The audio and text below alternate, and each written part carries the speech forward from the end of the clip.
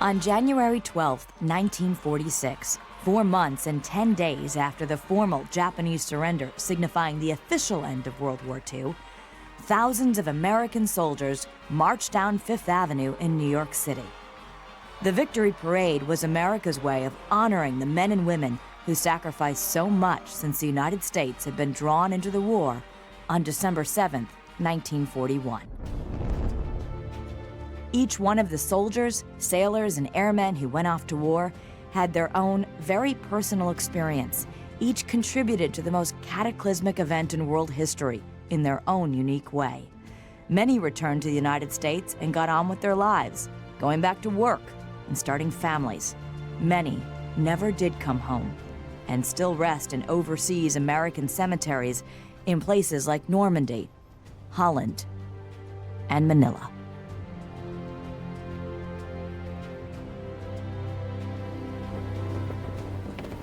My father, Bruce Sundlun, was one of the fortunate men who did survive, but how he did is truly an amazing story. Dad was a B-17 bomber pilot in Europe and lived one of the most amazing escape stories of World War II. His incredible story is still celebrated in Belgium today, more than 70 years later, as I personally discovered retracing my father's journey in the war. Not only was Bruce Sundlun an American bomber pilot, but he was also Jewish. 2 strikes against him if he was ever captured by the Germans, who were exterminating Jews all over Europe and also known for their harsh treatment of Allied air crews who were shot down. My name is Kara Sundlun House, and this is Above and Beyond, the true story of Bruce Sundlun, a Jewish-American B-17 pilot, and his incredible escape from Nazi-occupied Europe in World War II.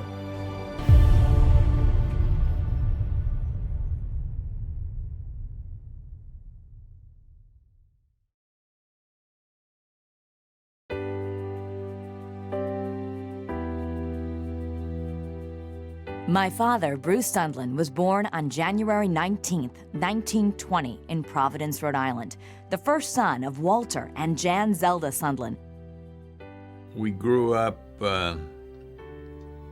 in the Depression. Prior to America's entry in World War II, and perhaps sensing what lay ahead, my dad earned his pilot's license.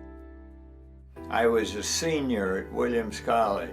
Franklin Delano Roosevelt, who was president at the time, wanted the United States to be prepared. And he wanted 100,000 pilots trained. And he put out a program which provided that if you could pass a physical examination, the government would teach you how to fly and give you a pilot's license. I applied. We interrupt this program to bring you a special news bulletin. On December 7th, 1941, like all Americans, my father's carefree days of college came to a sudden stop. We take you now to Washington. The attack apparently was made on all naval and military activities on the principal island of Oahu. Flyers like my dad, who already had a pilot's license, were in great demand the day after the Japanese sneak attack on Pearl Harbor, and 4 days later, when Adolf Hitler declared war on the United States. I just packed a bag, climbed into my car, and drove down to Westover Field, Chicopee, Massachusetts, and enlisted in the Army Air Corps, the Aviation Cadet Training Program. My father joined thousands of other American boys in England in 1943 at the height of the air war against Germany. Because he had that pilot's license before the war, Bruce Sundlun was given command of a B-17 Flying Fortress, the most durable and effective 4-engine bomber the Allies had. My dad's plane was named the Damn Yankee, given that nickname because most of its crew were boys from the North. It was based at Grafton-Underwood, one of 25 airfields north of London. Officially, he and the 10-member crew belonged to the 384th Bombardment Group, 545th Bomber Squadron, 1st Air Division of the U.S. 8th Army Air Force. If you went to Central Casting in Hollywood and asked for a typical American crew, you couldn't find a more typical. My navigator, Rino Yilka, a Lithuanian. My bombardier, I'm going from the front of the airplane to the back. Me, the pilot, a Jewish kid. The co-pilot, an Austrian kid from Chicago who played football for Notre Dame. Behind him, the top turret gunner and the engineer, a farm boy from Oklahoma. Behind him, a radio operator, a Pennsylvania coal miner, a German descent. Next, a Hollywood extra in the ball turret, pretty boy.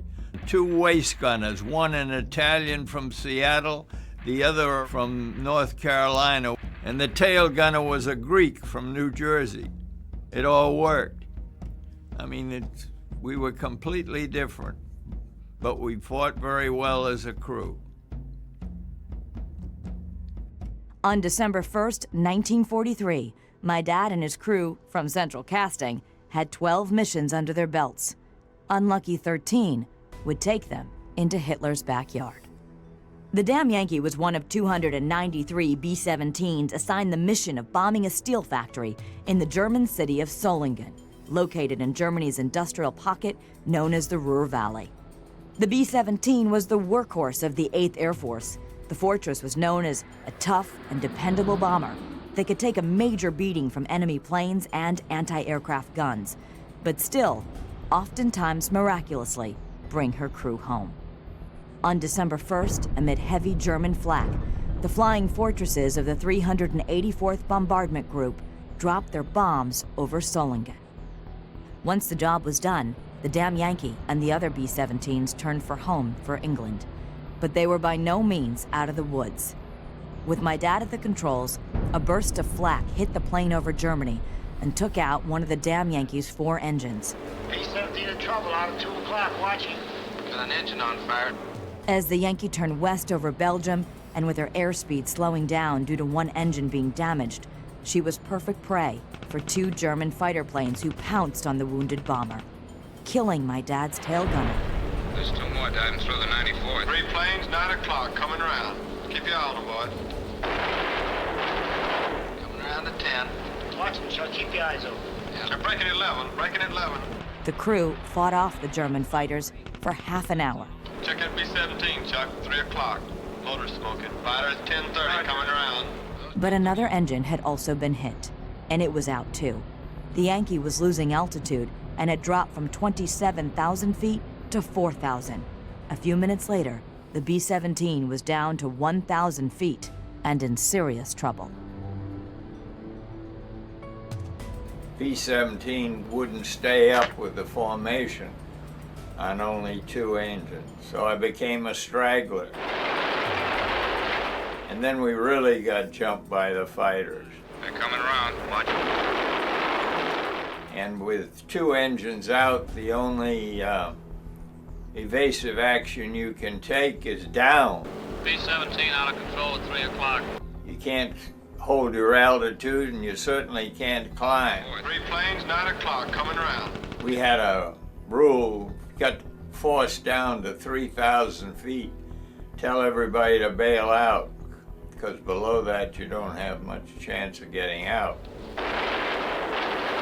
And it didn't take long for the fighters to come after us again. So I gave the order to bail out. Come on, you guys, get out of that plane. Bail out. There's one. He come out of the bomb bay. Yeah, I see him.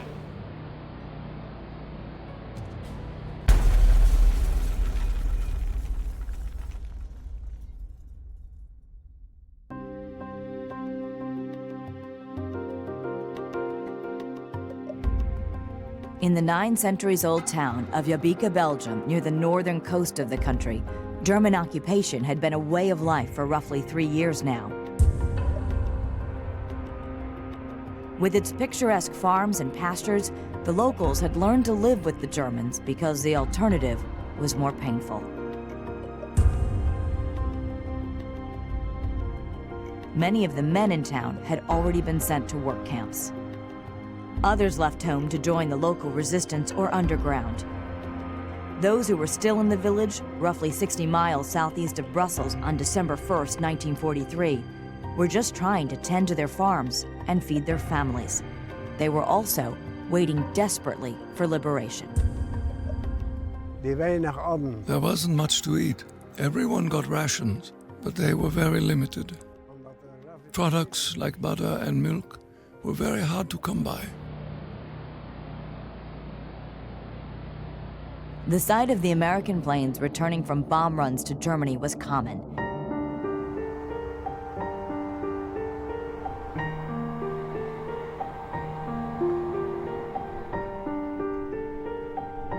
Luke Paco has lived in Jabbeke his whole life. He was born long after World War II ended, but his interest in that particular day of December 1st, 1943, has been a lifelong passion.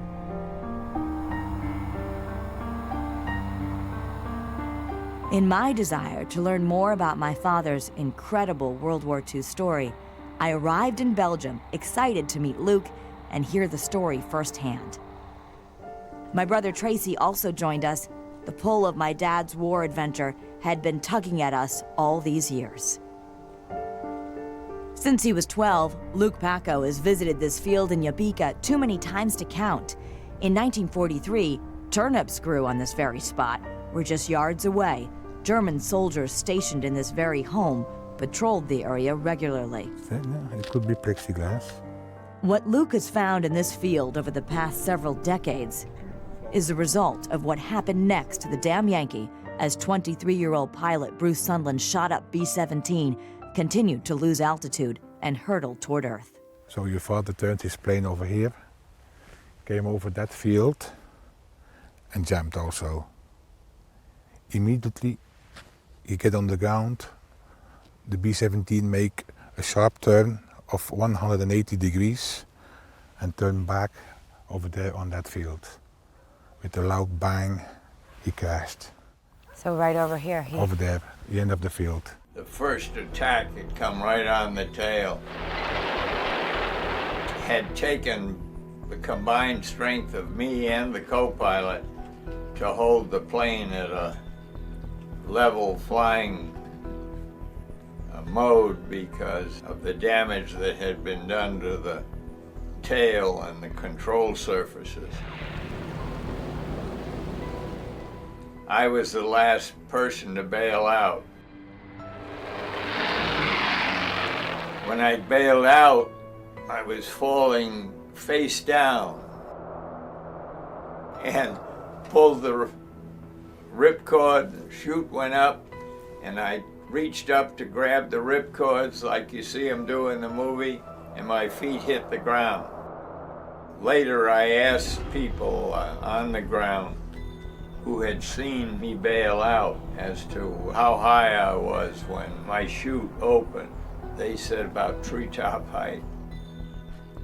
So I was lucky. I landed in the same field that the plane crashed in. So I walked over to the wreck to see if there was anything I could do. There wasn't.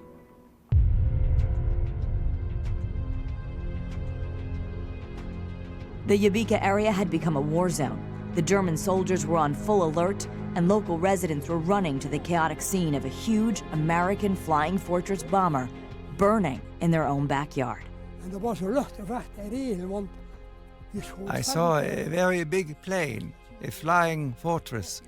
It was upside down, and only one engine was turning. We all thought it was heading for the coast. We also saw the German attackers and the air fight. The plane turned around and came over there. I saw a couple of crew members jump out, and then a third. Then the plane crashed over there with the nose in that direction. It was in the center of the field with a lot of fire and explosions. By the time I got here, a lot of people wanted to see the plane, but the area was all blocked off by the Germans. But we all saw and heard the explosions. Ik hoorde een vlieger die in moeilijkheden was. I heard a terrible noise, so I ran out into the yard, and I could see that this big plane was in trouble. I saw some parachutes, but I didn't see where the pilot jumped out. I grabbed my bike and hurried over to where the plane crashed.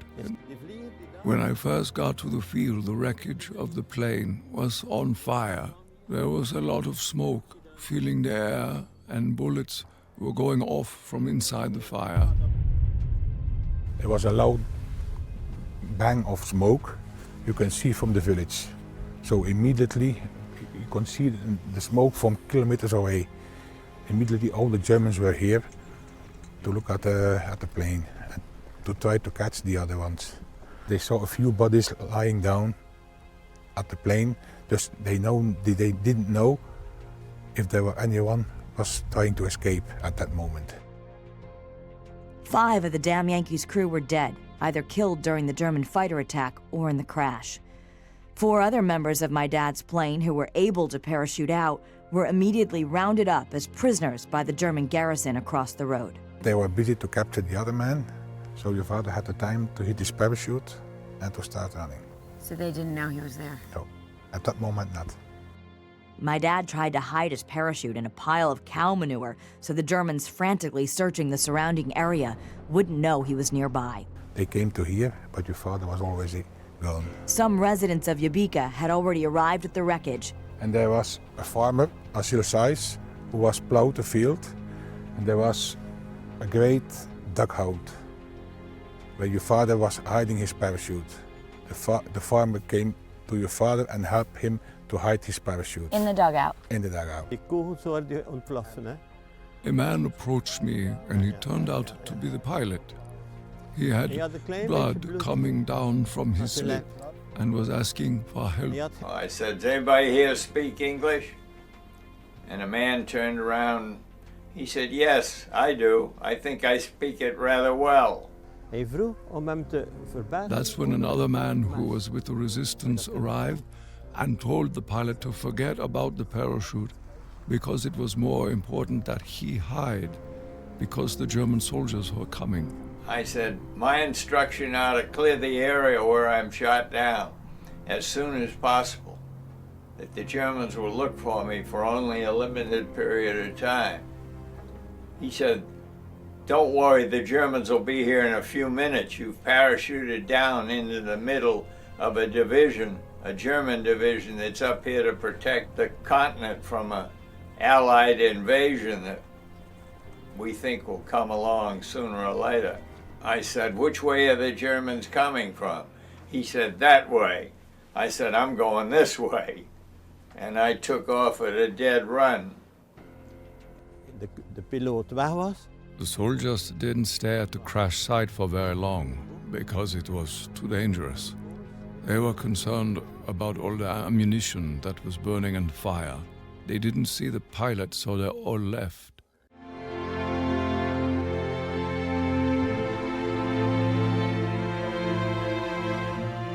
By this time, my father was the only one in his 10-man crew to not be either dead or a POW. In daylight, Bruce Sundlun wouldn't have had much of a chance on the run, as German soldiers were swarming everywhere. And then I remembered a book. I remember he told me that he remembered Edgar Allan Poe's The Purloined Letter, that you hide in plain sight. Yes. So I figured I gotta hide myself in plain sight. And I was running down a dirt road with plowed fields on both sides. And I said, if I can get out in the middle of that field and lie down and squirm around in the dirt in one of those ruts, unless you look up that particular row, you'll never see me, because my body will be down below the height of the ruts that were plowed. And that's what I did. So he just laid there? He stayed there until dark falls. So as he's laying right over there, there must have been Nazi soldiers looking all around for him. Yes, yes. Right here? Here and on the plane. When he came at the bushes, he hid in the bushes for a while. 2 German soldiers came over there with a bike, not in time to see him. The Germans passed on, and then your father sought a place to hide and stayed there for the rest of the day until nightfall.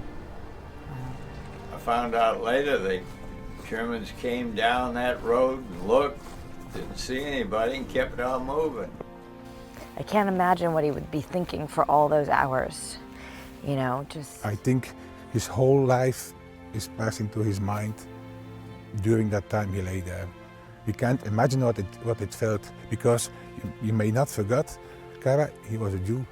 Right. It's a double risk for him to be captured.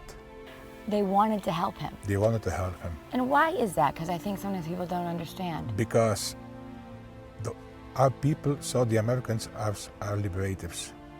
They were proud that they want to come to help us, release from the Germans.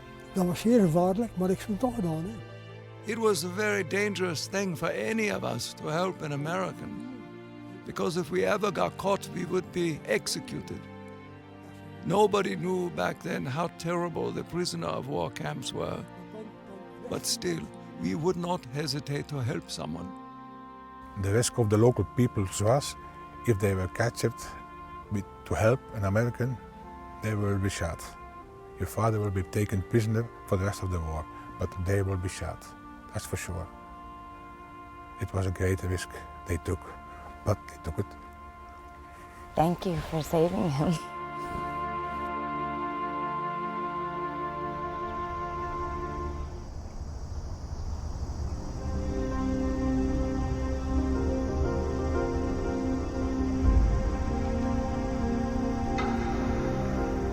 On the 1st of December, it was cold. I got up, I was muddy, I was bloody, I didn't know what to do. As a bone-chilling night fell and darkness enveloped the Belgian countryside, my father left his hiding spot in plain sight. He came across two very surprised young brothers pulling a cart full of cut leaves. I started walking down the road. I came on two little kids who were pulling a cart of turnips, it proved to be. They were having trouble pulling the cart. It was too heavy for them. Well, I had one good arm, so I pulled and helped them. And every building that we passed, I would point at it. I had already asked them, "You speak English?" After handing over some chewing gum and a pocket knife to the young boys to gain their trust, Bruce Sundlun asked them for help in finding a house where English was spoken. The early search yielded no positive results. Finally, I pointed to one farm and said, "Speak English?" And they smiled and nodded affirmatively. So I said, "Now, covered my, don't talk, didn't see anything, didn't hear anything." My father still didn't know if those who lived on this farm would help him or turn him over to the Germans, who were still looking for any Americans who may have survived the B-17 crash hours earlier. My father didn't know it yet, but a guardian angel was about to appear. That's the man from the gate who met your father that night. I'm Bruce's Wie dat is. Dat is de dochter van de piloot. Ah. En je ontmoette dan daar. Van de piloot, ja, maar ja, dat ben ik hoor. Ja. Als ik anders heb love, Nee. English. English.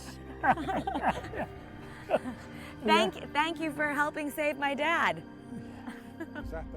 At the gate of the farmhouse, a wounded Bruce Sundlun found an ally in local resident Veerman Solens, a young Belgian salesman who had just finished installing some equipment at the farm. It was just a coincidence that I was at the gate that night. I don't live here, but when your father showed up here, I let him in. I didn't know that he was an American, but when I saw that he was wounded, I let him in, because I knew that the people who lived here would help him. I went up to this house. I just walked in. I didn't ring the bell or anything like that. I walked in with a Colt 45 in my hand, and the front hall was highly polished linoleum. I hollered, "Anybody here?" And woman came out and she saw me dripping mud and blood and on her highly polished linoleum, and she got angry. And she went and ran back to the kitchen and got some newspapers and spread around, pointed at me to get on the newspapers, which I did.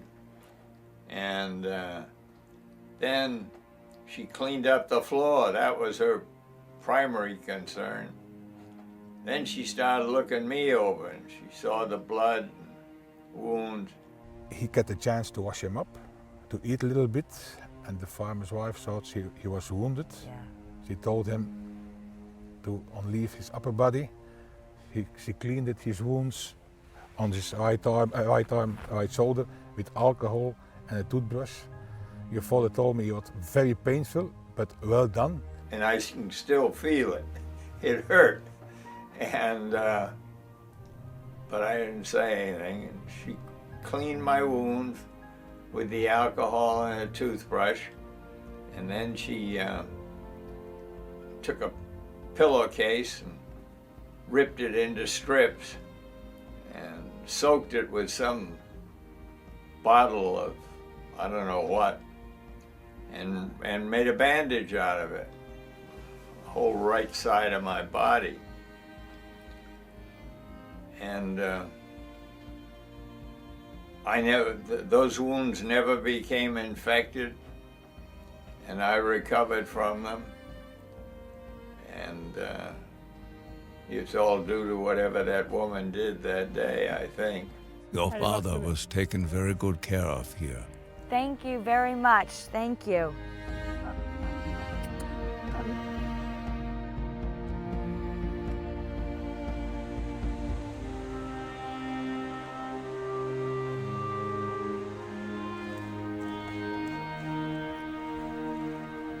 Too many German soldiers patrolling the area made staying at the farm impossible for my father. Then they decided what we're going to do with him. But your father insisted he wanted to escape to England, not hiding any place. I want to escape. So They wanted him to just stay and hide. Yes, that was the easiest way, because there was no one with them from the resistance. It was about 25 minutes after I was in the barn. The door opened up, and in came a guy, and he looked like a typical Hollywood personification of a German.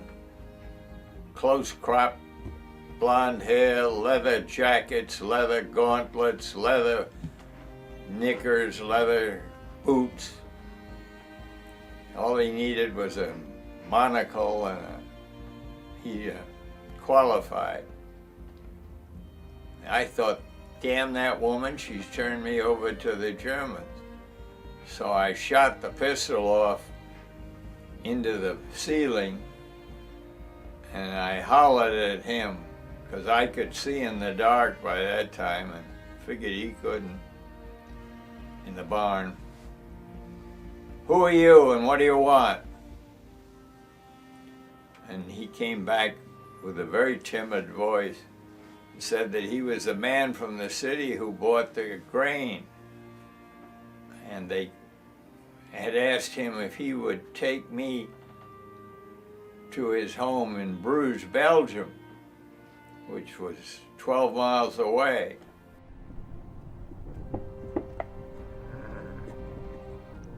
In darkness, dressed in typical Belgian clothes, right down to the wooden clogs, B-17 pilot Bruce Sundlun left the wreckage of the Damn Yankee behind, with 5 of his crew dead and 4 in the hands of the Germans.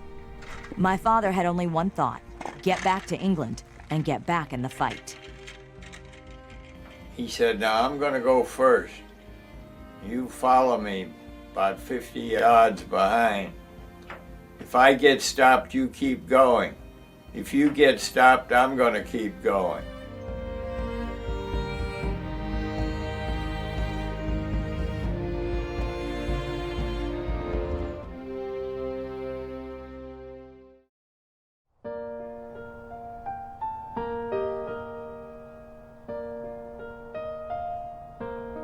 Since he was a young boy, Jabbeke resident Luke Paco has wanted to preserve the sacrifices of my father's crew and the story of the B-17 that crashed in his village.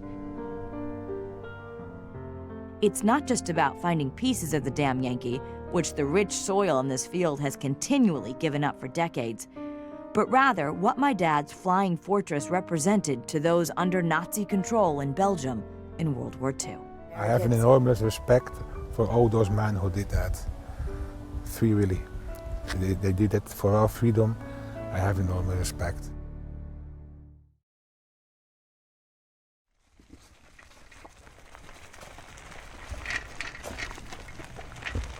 Instead of heading right for the city of Bruges, a dozen or so miles away, the local underground decided after leaving the farm that a stop at this halfway house would be safer for their American guest. The hideout was perilously close to this building, the local German police headquarters. About a tenth of a mile from the police station was the headquarters of some German army officers in this castle. If caught, my father would have become a prisoner. His new friends would have been shot. Later on the night of December 1st, about 9 p.m., Bruce Sundlun was once again escorted by bicycle along the back roads of Belgium toward the city of Bruges. My dad's host upon arrival in Bruges wasn't a member of the Belgian underground and wasn't aware of how to contact any members of the resistance. That's when my father recalled a lesson a Catholic coach once shared with a young boy of Jewish faith. When you kids grow up, you're going to be somewhere where you're not going to know anybody, and you're going to have a real problem. I don't know what the problem's going to be, but you're going to not be able to solve it. And there won't be anybody there from your family or that you know. And you're going to have to get some help, and I'll tell you what to do. You go to the nearest Catholic church, tell the priest what your problem is, and ask him for help. He won't be able to solve your problem, but he will know more people in that area than anybody else, any other single individual. And he'll find somebody who knows something about your problem who can help you.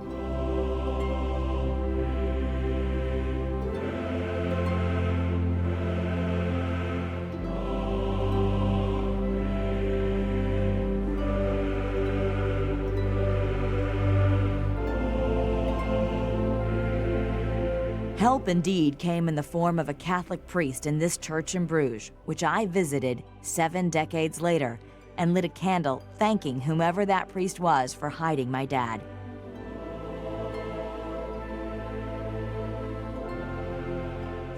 As Bruce Sundlun had learned as a young boy, the local priest did indeed know someone who could help.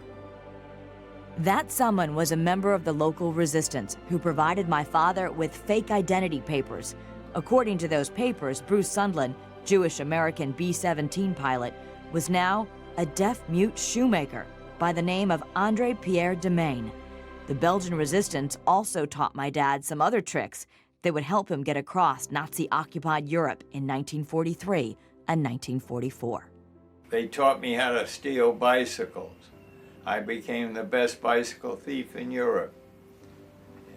You go to the marketplace early in the morning, the women come in, they have their bicycles and their string bags, and they pick up the food. And the last thing they do is go to the bakery store to get one of those long loaves of French bread.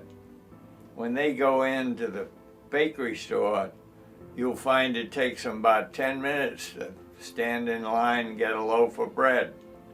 You give them 5 minutes, they're deep inside. Then you go take their bike and push off. Just look for a tall woman with a big bicycle.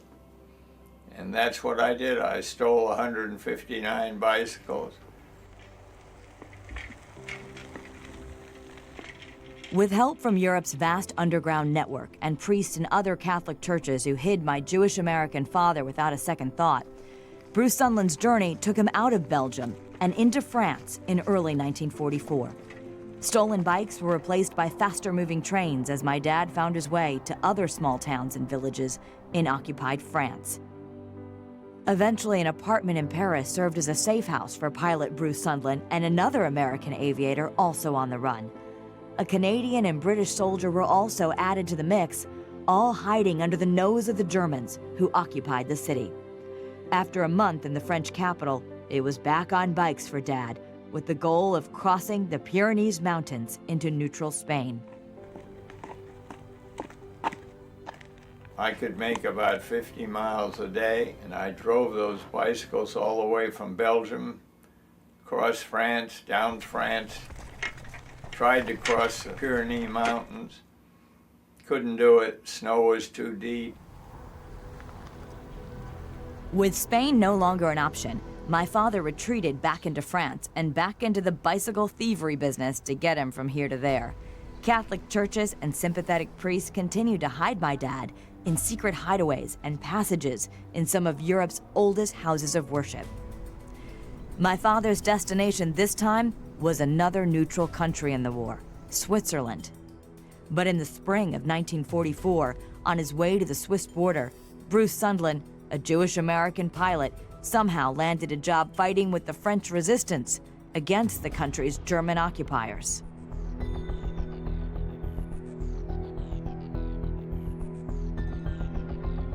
These underground groups attacked the Germans as they moved across southern France, and that's what I turned into. As soon as they got me involved and they found out I was an American officer who spoke French, because I'd learned to speak French by that time, they gave me 35 men, and that was my unit. The French resistance gave him the code name of Salamander. And we were trying to destroy their transport, particularly their fuel trucks. And we'd set the fuel trucks on fire and shoot up the tires and the engines. The Germans would fight back, but we knew the terrain and the campsite tree by tree, and they did not. So we had an advantage. And we were doing very well. In fact, we were doing too well. Fighting with the French resistance was risky for an American, especially one of the Jewish religion. The Germans had turned up the pressure on the underground, killing French civilians every time an attack on their soldiers occurred. While we were sitting outside this school having our lunch, a guy in a motorcycle drove up and he said in French, "Where's the American, Sundlun?" He had my name, rank, and serial number. He came over to me and he shifted to English. He said, "My orders are for you. Your orders are to leave this group immediately. You're 15 miles from the Swiss frontier. Go to Switzerland. The French are not going to sit back and let the German execute their women and children. And if it gets to be a choice between you and women and children, French, they're going to decide in favor of the women and children and turn you over." And the headquarters of the underground had said, "Get out, go to Switzerland, grab a bicycle, take off." And so that's what I did. I slapped him on the back and smiled, told the guys I gotta go to the bathroom, went into school, went to the bathroom, but I went out the other side of the school and stole a bicycle and made my way down to the Swiss frontier and got me a priest. He got me a smuggler. Smuggler took me across into Switzerland. In May of 1944, Bruce Sundlun, on the run from the Germans for almost 6 months now, pedaled his way into Switzerland on yet another stolen bicycle. The reception wasn't what my dad expected. They said, well, we're Swiss police and you're under arrest for illegally entering this country. You come along with us and you just have to spend, I think it was 18 or 19 days in jail, quarantine, then you'll be turned over to the Americans. It was in Switzerland that Bruce Sundlun was recruited to join the Office of Strategic Services, or the OSS, the forerunner to today's CIA. The Swiss office was run by American Alan Dulles. Dulles liked the fact that my dad knew how to get around Europe. So in the summer of 1944, my father entered the world of espionage and was sent back into occupied France. Dulles assigned my dad the job of communicating with the French resistance and some German officers who were looking to organize the surrender of German forces in northern Italy. My father also helped out by keeping an eye on the invasion of southern France in August. Soon after his final mission in August of 1944, my dad was flown back to England, but B-17 pilot Bruce Sundlun had certainly had an amazing run during that time.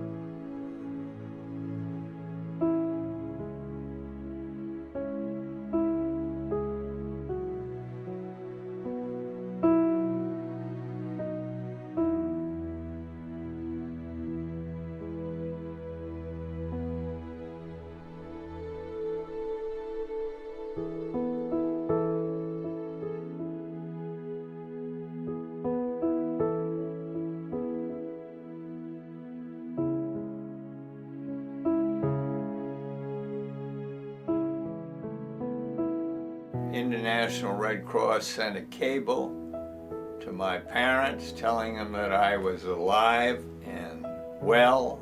They'd be hearing from me directly soon when I got in the hands of American authorities. And my mother got that cable, if you can believe it, on Mother's Day. But she said, look, I don't know where Bruce is, but he's not dead. I've never had that feeling for 1 second since he was missing. And we'll hear from him eventually. And then she was right.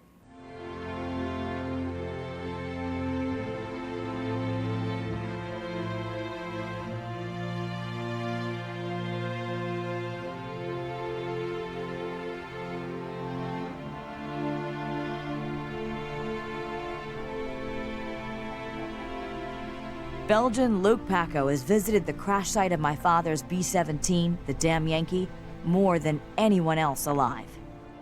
What an incredible experience it was for me to be there as we walked and talked about the crash that occurred here in this very same field so many decades ago.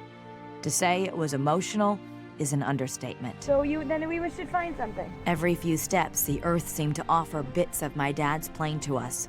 Luke's dedication to my father and his crew isn't just found here on what was once an old turnip field during World War II. These are all special pieces, ammunition I found. Everything's from his plane. Everything. The big pieces of aluminium here. Boeing? Boeing, yeah. Uh-huh. These are the bigger pieces of the plane. That's the light aluminium pieces. Made in the USA. Yeah. That's the box of plexiglass. This would be part of the windshield, do you think, or? The battery of the engine is it. Oh, 70 years later, it still smells like the... You can smell it, every piece smells the same. Wow. The true testament of Luke's admiration for my dad and his crew and what happened here on December 1st, 1943, came into a much clearer focus when my brother Tracy and I visited Luke's home in Jabbeke. Also with the typical green color, you see? That's how they keep the pieces together with that. That's where we step back into time and began to see for ourselves how one man's desire to preserve history and its lessons of sacrifice, courage, and patriotism is truly something beyond just a hobby. It's all the same. I mean, you can see how just destroyed it was in the explosion. I mean, Everything was up broken and burned out. All bullet points. There's so many. And you found them just over the years, just keep finding them. Yes. All on the same spot I show you. Wow. American and German bullets, plexiglass from the gun turrets, personal items of my father's 10-man crew, belt buckles, coins, even a small piece of my dad's parachute that was hidden from view in that manure pile on that bitter cold December day in 1943. These are parachute belts for the parachutes. Yeah. That's just pieces from your father's parachute. That's from his parachute. Yes. Oh my God. And that's the rest of the parachute of your father. You see the typical cut to make loads of it. That's the rest. Bins and bins of aluminum from her fuselage, bakelite, burned metal, parts of radios, even a pocket knife that was once given to that local boy who, with his young brother, helped guide my father to the safety and care of those in a nearby farm after his B-17 crashed just a short distance away. And is this the pocket knife he gave to the little boy? That's the pocket knife. He saved it. Yes. He put it all these years in his car, and then he gave it to me. Wow. I'm very proud of this because it's personal from your father. Oh my gosh, yeah. The little boy who he gave the pocket knife to be nice kept it all those years. Oh my God, it's amazing. USA. USA. Burned in the fire. It's all here. Every time Luke Paco visits that old turnip field, he finds a little bit more of my father's past. Nuts and bolts, more bullets. He preserves all of these artifacts of war, cleans every piece in a workshop in his garage, handles each fragment of the damn Yankee like it was fine china.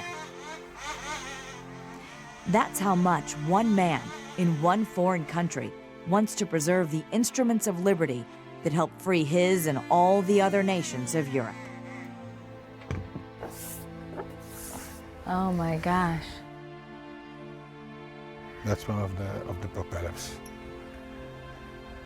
And that's a bullet goal from a German Focke-Wulf during the fight, and that's the mark your father put on it. To Luke Paco, with thanks and sincere appreciation for your work in preparing the records of my B-17 bomber, shot down on December 1st, 1943 in Snellingen, Belgium, and for your wonderful records you have maintained ever since. Bruce Sundlun, Colonel, USA Air Force. Above written April 25th, 2009, when I visited with Luke and his family, accompanied by my wife Susie and your 5 children. Yeah, I can just feel how grateful he was. Yep. Yeah. That's a piece of the wing flap. See? That's a piece of that. They use it to go up and to go down. See? Right. Some guys who lived at the farm where the German guards were staying, pulled it away together with the propeller and hide it over there until the war was over.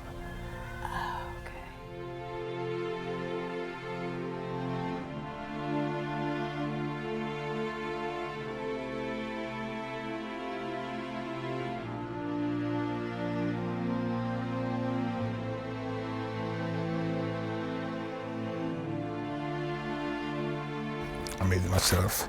As a reminder of my dad's legacy here in Jabbeke, Belgium, Luke presented me with something I will always treasure. A part of my dad's history, and America's too. Thank you. Dear Kara, these relics are artifacts of the B-17 damn Yankee, which your father was a pilot commander of. I found these on the crash site myself, and because of my respect to your father and his crew members, I preserved it with the highest care, with a warm feeling of gratitude for having the honor of having known your father. I would like to give these to you. I hope it grant you a valuable memory to an important period in your father's life. Luke Paco, thank you so much.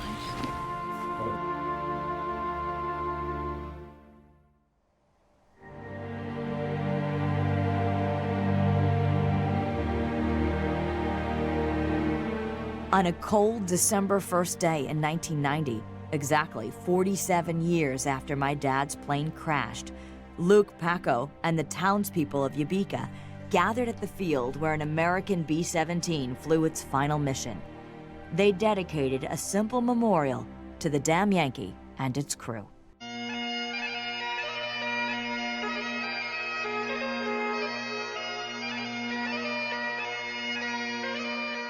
My dad would visit the memorial a couple of times, the last visit coming in 2009, when he was made an honorary citizen of Jabbeke. I thank you.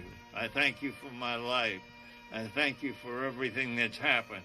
He returned a hero, and his story remains the stuff of legend in this part of a free Belgium, handed down from generation to generation.